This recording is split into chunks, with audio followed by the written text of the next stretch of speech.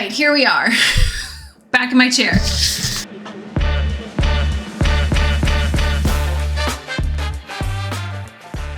This is the third time I am filming this. I was trying to do a better camera quality for you all, but the audio, I don't have the right cord and it sucked. So here we are. We are reviewing today Between Life and Death. It is the first book in the Between Life and Death series by Jaclyn. And it's a good one, so buckle up. As always, we're going to be using our Peaches 2.0 checklist to get through a quick and dirty review for you all and hopefully entice you all to add something else to your to-be-read list. So, number one on the checklist is always genre. It is a romantasy, shocker. I did want to make sure I touched on this though, because it is a very dark romantasy. The first scene, she's witnessing a very horrible execution, and the author's not pulling any punches in terms of describing somewhat graphic details. So if you're somebody who that doesn't sound like your cup of tea, then I would steer clear. Number two on the checklist is always the spice level. I would say, boy, oh boy, the slow burn on this one. It does deliver. Boy, does it deliver. And like book two, you're like, God damn, definitely delivers. But book number one, it is a slow burn. There is plenty of banter, plenty of flirting, but it takes a little while to get to the actual kaboom, if you will. Number three on the checklist is always our plot summary. So what is this book about? So I actually found this book on my Kindle Unlimited. I don't have a hard copy here to show you all. Like I said, it is the first book in the series. Right now there are 2 done, and according to her website, she's hoping to do 4 with potential spinoffs if, you know, it gets enough interest, it gets enough buzz, so to speak. So Between Life and Death, the tagline is "The gods are watching," and there's a heavy religion plays a heavy role in this book in the sense that there are the old gods versus the new gods. So the king and his people are really trying to push the new gods, this Lady of Light and all this wonderfulness. And then the old gods, there are people who actually have magic and they're tied to the elements. And the king and his people view those individuals as tied to the old gods. And they're actually called the cursed. So if you have magic in this world, I think the continent's called Edenvale. So if you possess magic in this world, you are considered cursed. And actually, that is an immediate death sentence. The old gods, new gods do not get along. So those who are labeled as cursed, if they're found out, they get immediately put into this iron collar, which kind of cuts off their access to their magic. And then they are executed in a way that is called being cleansed. Why is it always like cleansed? Ugh.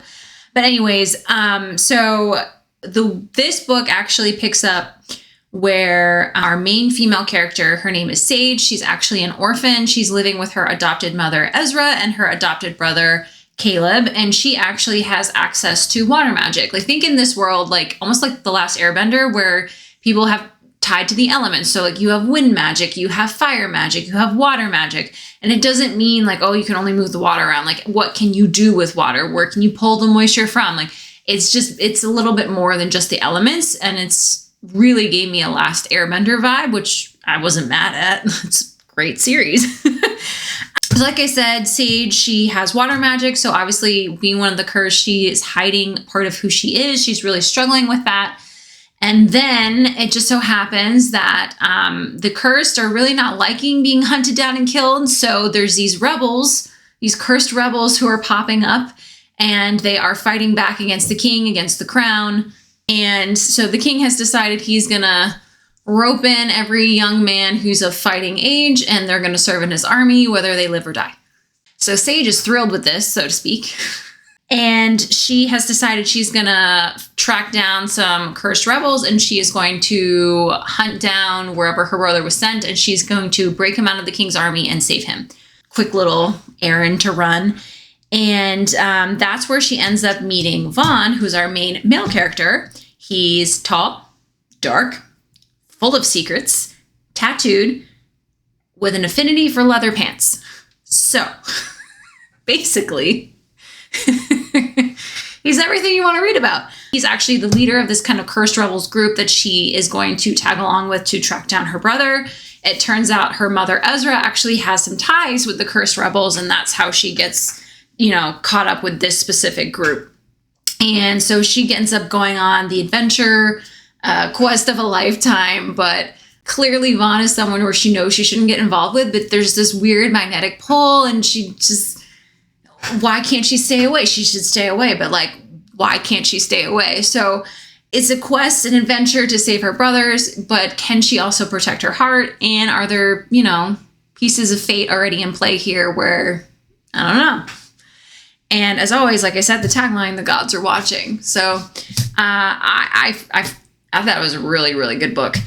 Number 4 on the checklist, main characters, 5 out of 5. Like I said, Sage, she's resourceful, she's brave. What I really liked about Sage is that she's still learning what her strength is, and it wasn't unrealistic in that she was amazing and awesome at everything that she did. She knew how to fight, she knew how to handle herself, but she could still get her ass handed to her. So I like a character like that. I don't like it when it's too easy for them. She says from her, cushy chair. And then Vaughn, right, the main male character, the affinity for tight leather pants. And then he's really good at the banter, at the flirting. From the second you meet him, he is turned up to 100. So you won't be disappointed by Vaughn. Moving on to number 5 on our checklist, supporting characters. Again, another 5 out of 5. But a pleasant surprise. I think this is her first book series, at least that I could find. So seeing her write these characters that were so intriguing that you wanted to know more about, and she gave them a backstory and they all had an actual personality, I thought was really great. Like I said, Ezra is her adopted mother. She's almost like the wacky aunt, so to speak. She's very kooky.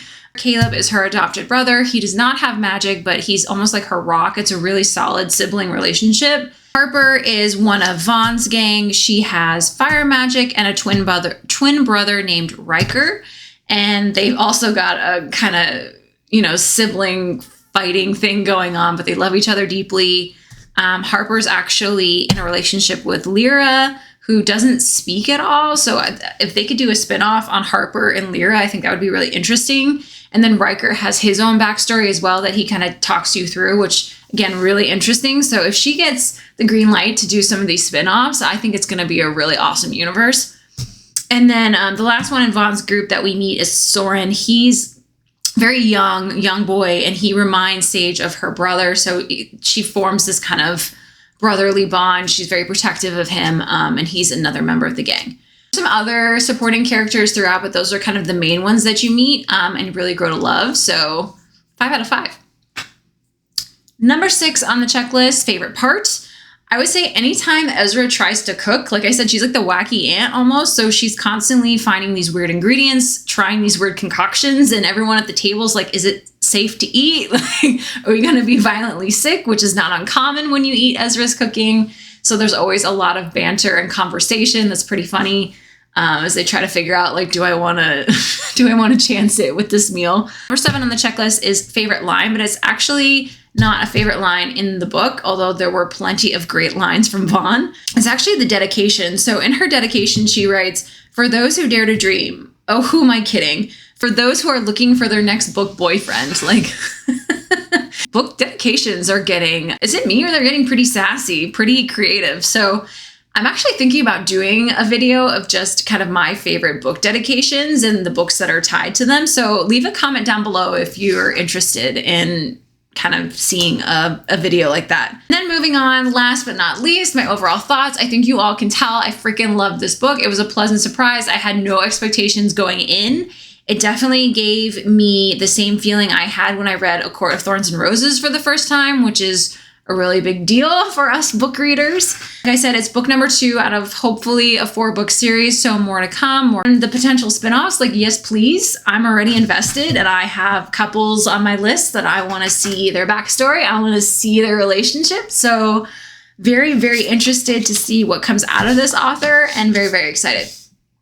So with that, make sure you like this video. Make sure you subscribe to my channel. With that, I will talk to you guys in my next video. Bye.